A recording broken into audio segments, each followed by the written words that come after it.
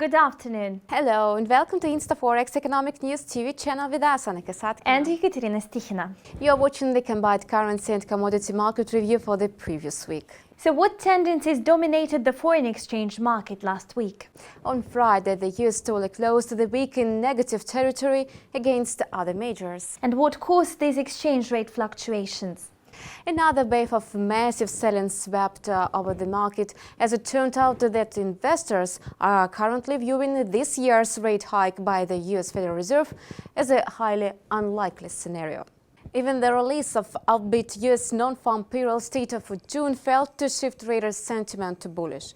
Nevertheless, the euro was unable to benefit from the US dollar's weakness, as the single European currency remains under pressure amid the post-Brexit shock. The euro-USD pair dropped by 0.13% on Friday, ending the session at 1.1050 levels. The euro shed a total of 82 pips on the week.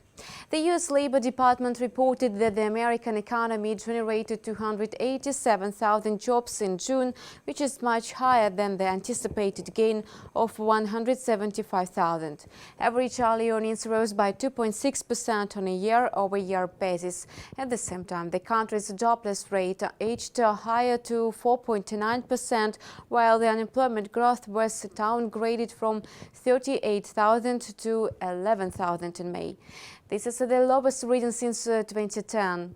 The British pound gained ground versus its American counterpart following the release of U.S. economic fundamentals. The GBP-USD pair climbed by 0.26% to settle at 1.2952. However, by the end of the week, the sterling plunged by as many as 329 pips. Moreover, the pound's upside potential is limited, as market participants are looking ahead to a regular monetary policy meeting by the Bank of England due this Thursday. The market does not expect any crucial shifts in the central bank's monetary stance. That was all about exchange rate movements in the foreign exchange market. Thank you for the currency pair overview, Ekaterina. You're welcome, Anne. And what sentiment prevailed among commodity investors last week? Well, oil futures ended the weekly session around their two-month lows on Friday. And what made investors so cautious? Market players were concerned about the global economic outlook. What's more, the US rig count report, which showed a fifth gain in the past 6 weeks, added to fears among commodity investors. On Friday, the latest data from Baker Hughes revealed that the number of active rigs drilling for crude oil in the United States increased by 10 units, bringing the total rig count to 351. This rise in U.S. drilling activity fueled speculations that crude production could surge in the coming weeks, which would swell the global oil oversupply even further. Brent futures for September delivery advanced to $46.76 on Friday, adding 36 cents. However, the North Sea crude oil benchmark was still down by $3.84 or 7.13% on the week, amid growing uncertainty over the economic fallout from Britain's departure from the European Union. Meanwhile, August contracts for WTI crude oil appreciated by 27 cents, landing at $45.41 per barrel.